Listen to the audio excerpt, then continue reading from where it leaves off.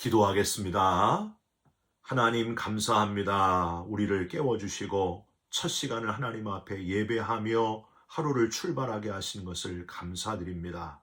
하루 종일 우리와 동행하여 주셔서 우리가 가는 곳마다 우리와 함께 해주시고 어디 있든지 주의 영광을 드러내는 복된 그리스도인의 하루가 되게 하여 주시옵소서. 마음의 어두운 마음, 괴로운 마음, 걱정, 근심, 염려가 다 떠나가게 하시고 하늘에서 내려오는 평화로다. 참 평안을 누리는 복된 하루 삼아 주시옵소서. 우리의 기도마다 응답해 주실 줄 믿사옵고 예수 그리스도의 이름으로 기도 올리옵나이다. 아멘. 오늘 함께 묵상하실 말씀은 누가복음 2장 25절부터 27절까지의 말씀입니다. 예루살렘에 시므온이라 하는 사람이 있으니 이 사람은 의롭고 경건하여 이스라엘의 위로를 기다리는 자라. 성령이 그 위에 계시더라.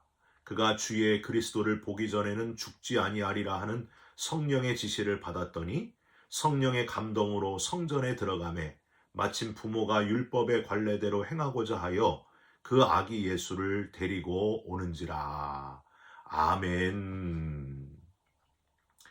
오늘은 누가복음 2장 25절부터 27절까지의 말씀으로 무엇을 기다리십니까?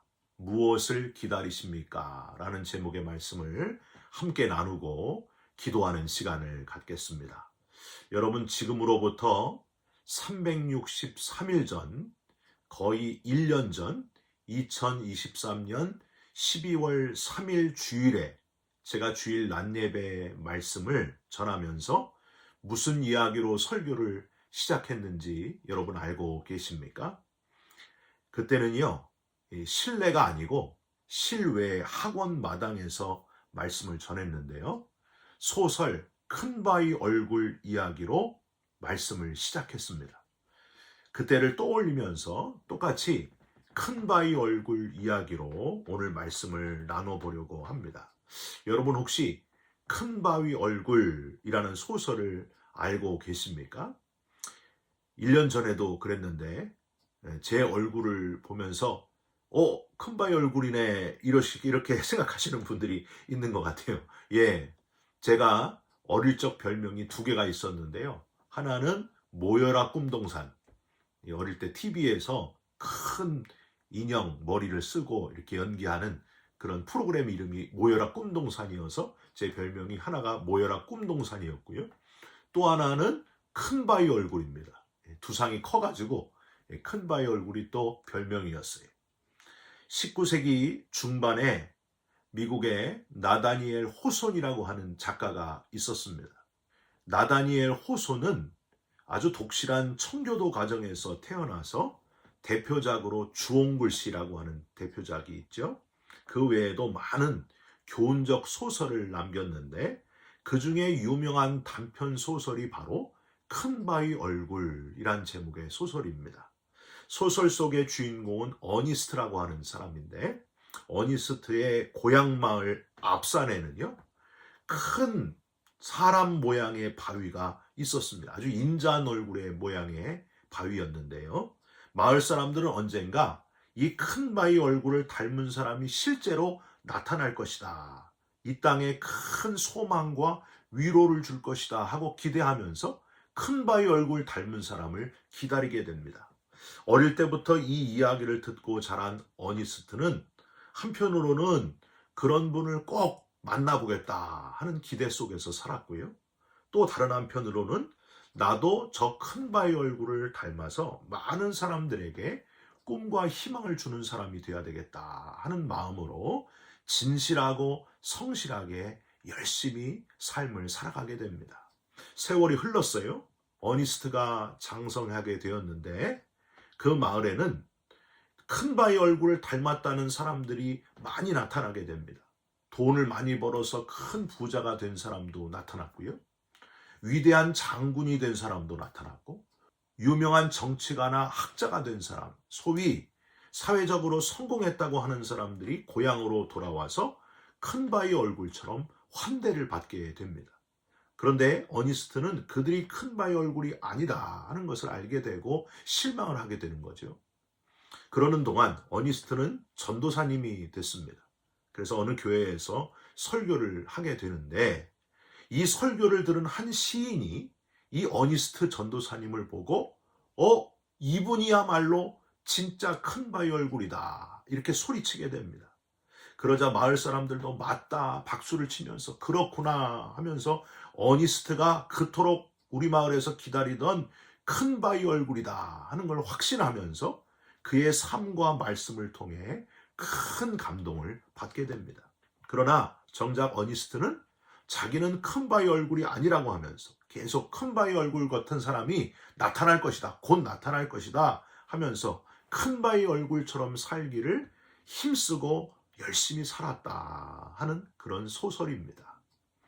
여러분, 우리가 사는 세상에는요, 돈만 바라보면서 사모하고 기다리면서 사는, 뭐니 해도 머니가 최고다 하는 사람들이 있습니다. 또 그저 노세 젊어서 놀아, 늙어지면 못 노나니 개똥밭에 굴러도 이승이 낫다 하면서 이 땅의 삶을 순간적인 쾌락을 즐기려고 그것을 바라보면서 사는 사람들도 많이 있습니다. 또 한편으로는 권력이나 명예를 얻기 위해서 쉬지 않고 일하면서 기다리며 준비하고 열심히 사는 사람들도 있습니다. 그런데 어느 날 갑자기, 혹 오늘 밤에라도 하나님이 부르시면은 그 모든 것들 다 두고 가야 되는데, 아무 소용이 없는데, 영원한 것, 변함이 없는 것들을 붙들고 살아야 되는데, 눈에 보이는 것, 안개같이 없어지는 것들을 붙들고 살다가 후회할 인생들이 많다고 하는 거예요. 사랑하는 성도 여러분, 저와 여러분들, 이 세상 사람들처럼 눈에 보이는 것 의지하고 살다가 실망하는 인생, 실패한 인생 되지 말고, 영원한, 보이지 않지만 영원한 것을 기다리고 사모하고 준비하면서 살아가는 지혜로운 인생이 되시기를 주님의 이름으로 부탁드립니다. 오늘 본문에 등장하는 시므온이라는 할아버지가 바로 지혜로운 사람이었습니다. 눈에 보이는 금방 있다가 사라지고 말 것들, 그런 것들을 의지하면서 살지 않고 영원한 것, 변함이 없는 것을 사모하면서 기다리는 그런 사람이었습니다. 25절 한번 보실까요? 예루살렘에 시므온이라 하는 사람이 있으니 이 사람은 의롭고 경건하며 이스라엘의 위로를 기다리는 자라. 성령이 그 위에 계시니라. 시므온이라고 하는 이름의 뜻이 내 고통을 들으신다, 그런 뜻이거든요.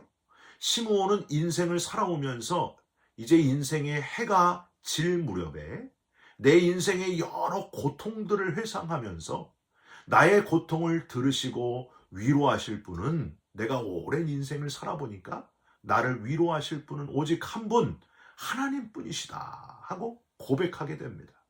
그러면서 다른 사람들과는 다른 영생의 소망을 가지고 살아갑니다. 즉 이스라엘의 위로, 모든 백성들을 죄에서 구원할 이스라엘의 위로 되시는 메시아를 기다리게 됩니다. 그리고 결국 26절 성령의 지시를 받고, 27절 성령의 감동으로 그토록 만나기를 소망하고 바래왔던 그분을, 그 메시아를, 예수 그리스도를 만나게 됩니다. 당시에 이스라엘 사람들은요, 로마의 압제하에서 경제적으로 많은 사람들이 헐벗고 굶주리면서 살고 있었습니다. 그래서 종교적으로 형식주의와 외식주의가 만연한 가운데 그저 정치적인 메시아가 어서 속히 와서 나라와 백성들을 해방시켜 주기만을 다 목 놓아서 기다리고 있었습니다. 그런 때에 정치적이고 경제적이고 사회적인 문제를 해결해 줄 메시아, 쿠데타를 일으킬 메시아가 아니라 내 영혼을 구원할 메시아, 우리에게 진정한 생명과 자유와 참 위로를 가져다 줄 참 메시아를 기다리는 사람이 바로 이 시므온이란 사람이었다는 거예요. 저와 여러분이 지금까지 무엇을 기다리면서 신앙생활을 해왔는지 한번 점검해 보시길 바랍니다. 지금까지 뭘 소망하면서 살아오셨습니까? 여러분 분명해야 됩니다. 우리의 영혼을 구원하신 메시아 예수 그리스도, 정말 그분을 기다렸고 지금도 오직 예수 그리스도를 소망하고 기다리고 있는지 한번 생각해 보시기 바랍니다. 여러분, 정말 예수 그리스도를 기다리는 것 맞습니까? 혹시 눈에 보이는 정치적인 메시아, 눈에 보이는 그 무엇 때문에 예수 그리스도를 놓치고 있지는 않습니까? 놓치지 말아야 된다는 거예요. 요한복음 2장 13절에서 22절에 보면은요, 예수님은 두 가지 눈에 보이는 것들을 집착하지 말라고 하시면서 얼마나 심각하게 여기셨는지 아주 과격하게 행동하셨던 주님의 모습을 발견할 수 있습니다. 성전 안에서 소와 양과 비둘기를 팔고 돈 바꾸는 사람들이 앉아있는 걸 보시고 어떻게 하셨어요? 채찍을 만드시고 그걸 내려치시면서 내쫓으시고 상을 들이엎으신, 성경에서 아마도 예수님이 이토록 과격한 모습을 보이신 적이 없으셨습니다. 내 아버지 집으로 장사하는 집을 만들지 말아라. 소나 양이나 비둘기나 재물을 돈 주고 사가지고 재물을 드려 자기의 죄를 속죄하는 속죄 제사를 드릴 때에 첫 번째로 내가 지은 그 죄가 너무 부끄러운 마음, 그 마음이 있어야 되는데 그저 돈 주고 재물만 사서 드리면, 바치면 땡이다, 이렇게 생각했다는 거예요. 당연히 용서받는다는 생각, 마음이 없는 눈에 보이는 변질된 제사의 모습에 예수님은 분노하셨다고 하는 겁니다.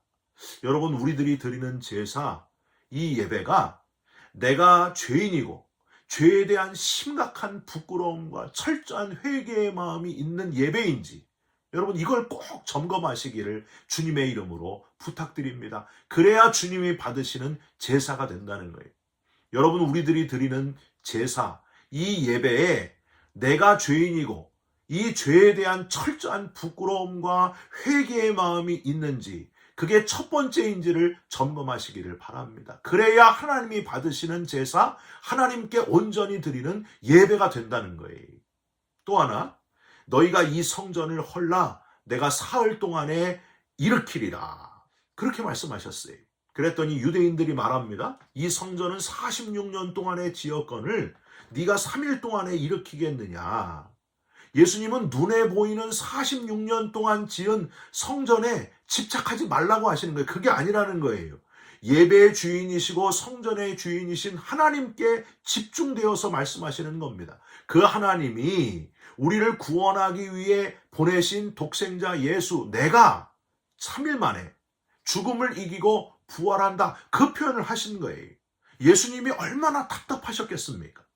이 껍데기를 붙들고 있는 이들아, 이 답답한 이들아, 46년 지은 것보다 더 중요한 것이 있다. 껍데기를 벗어버려야 된다. 건물이 중요한 게 아니고 하나님이 그 자리에 계시느냐, 예배 받으시는 하나님이 그곳에 있느냐가 더 중요하다. 하나님의 뜻이 더 중요하다.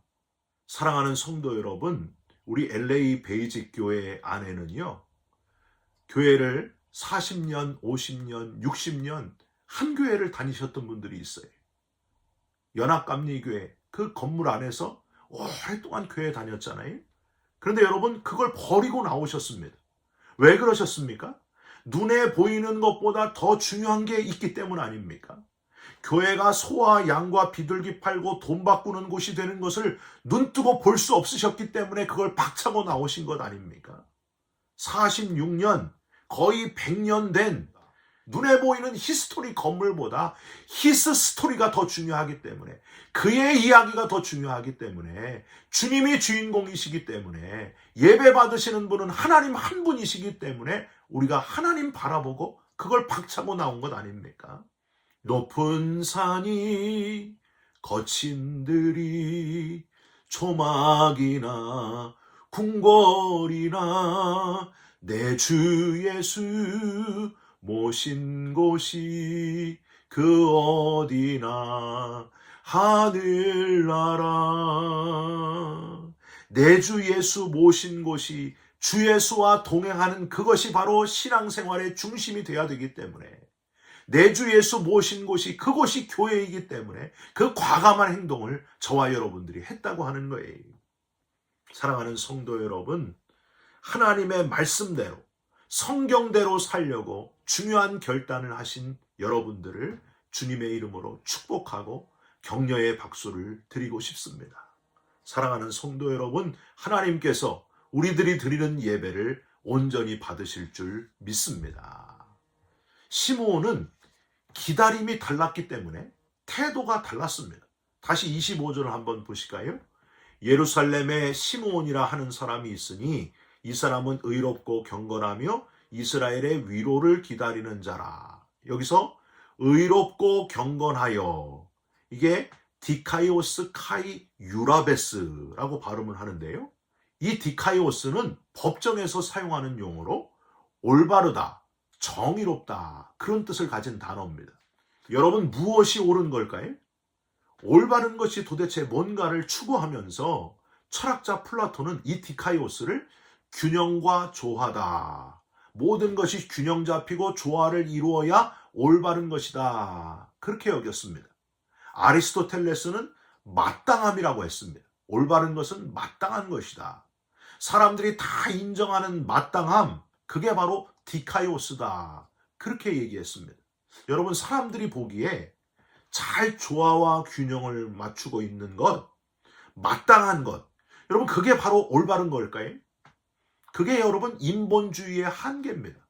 뱀이 하와에게 선악과를 따먹어 보라고 할 때 했던 말을 여러분 기억하십니까? 창세기 3장 1절이에요. 하나님이 참으로 너희에게 동산 모든 나무의 열매를 먹지 말라 하시더냐. 모든 나무의 열매를 다 먹을 수 있어야 공평하고 옳은 거다. 균형 잡히고 조화를 이루는 거다 하고 문제를 제기합니다. 그 다음 창세기 3장 5절에는요. 뱀이 또 마땅함의 문제도 제기를 해요. 너희가 그것을 먹는 날에는 너희 눈이 밝아져 하나님과 같이 되어 선악을 알 줄 하나님이 아심이니라. 즉, 다 똑같아야지 마땅하지 않느냐. 마땅히 차별 없이 공평해야지 그래야 마땅하지 않느냐. 너희도 하나님과 같이 되어 선악을 알게 되어야 마땅한 거다. 그게 옳은 것이 아니냐. 여러분, 사람의 기준은요. 아무리 세워봐도 한계를 벗어나지 못합니다. 다 똑같아야지, 다 공평해야지, 다 마땅해야지, 그렇게 옳은 것을 열심히 추구하고 살았어요, 우리 인간들이. 그런데 여러분, 어떻게 됐습니까? 왜 이 땅에는 아직도 이렇게 전쟁과 기근과 불평등이 계속되냐는 거예요. 그걸 열심히 옳은 것이라고 추구하면서 살았는데 인간은 이게 평등이 이루어지지를 않습니다. 마땅함이 제대로 이루어지지를 않습니다. 왜냐하면 인간은 욕심을 가지고 있기 때문에, 그 죄성을 가지고 있기 때문에 이게 안 된다는 거예요. 디카이오스는 올바르다는 뜻 말고 원래 더 중요한 원래 뜻이 있습니다. 그게 뭐냐 하면 하나님의 법에 순종하는 거룩한 흠이 없는, 이 뜻이 바로 디카이오스의 뜻이에요. 그러니까 올바른 길을 가려면 하나님의 법에 순종해야 되고, 하나님께 순종하면서 레위기 11장 45절처럼 내가 거룩하니 너희도 거룩할지어다. 구별된 삶을 살아야, 하나님 닮은 거룩한 삶을 살아야 그게 바로 올바른 게 된다는 거예요. 하나님께 순종하면서 하나님을 바라보고 하나님을 닮아서 점점 더 거룩해지는 삶, 신본주의, 하나님 앞에서 옳은 삶, 여러분, 그게 진짜 옳은 삶이라고 하는 거예요. 인간이 걸어가야 될 길, 우리가 올바로 걸어가야 될 길이 바로 그 길입니다. 하나님이 우리를 그렇게 만드셨습니다. 시므온은 이 옳은 길을 깨닫고 거룩한 삶을 평상시에 살면서 주님을 기다렸던 사람입니다. 그래서 결국에는 메시아 예수님을 만나게 됩니다. 눈물로 하나님을 찬송하게 되고 세상에서 얻을 수 없는 참 평안, 영원한 기쁨을 누리게 되었다고 하는 거예요. 저와 여러분도 예수님을 만나서 평생토록 영원한 기쁨을 누리는 그리스도인들이 다 되시기를 주님의 이름으로 축원드립니다. 기도하겠습니다. 주님을 기다립니다. 우리의 마음이 시므온의 마음이 되게 하여 주시옵소서. 물질을 소망하는 마음, 육체의 기쁨을 바라며 기다리는 마음, 권력과 명예의 자리를 소망하는 마음들 이제는 다 벗어버리게 하시고 죽음을 이기시고 부활하신 부활의 예수님이 내 소망이 되게 하여 주시옵소서. 주님을 바라보게 하시고 주님을 사모하게 하시고 우리의 별명이 예수님이 되게 하여 주시옵소서. 예수 그리스도의 이름으로 기도 올리옵나이다. 아멘. 하늘에 계신 우리 아버지여, 이름이 거룩히 여김을 받으시오며 나라가 임하옵시며 뜻이 하늘에서 이룬 것 같이 땅에서도 이루어지이다. 오늘 우리에게 일용할 양식을 주옵시고 우리가 우리에게 죄진 자를 사하여 준 것 같이 우리 죄를 사하여 주옵시고 우리를 시험에 들게 하지 마옵시고 다만 악에서 구하옵소서. 나라와 권세와 영광이 아버지께 영원히 있사옵나이다. 아멘. 사랑하는 성도 여러분, 눈에 보이는 순간적인 것들 바라보는 자가 아니라 예수님을 바라보고 주님을 기다리는 저와 여러분들이 되시기를 주님의 이름으로 축원드립니다. 여러분 사랑합니다. 축복합니다. 감사합니다.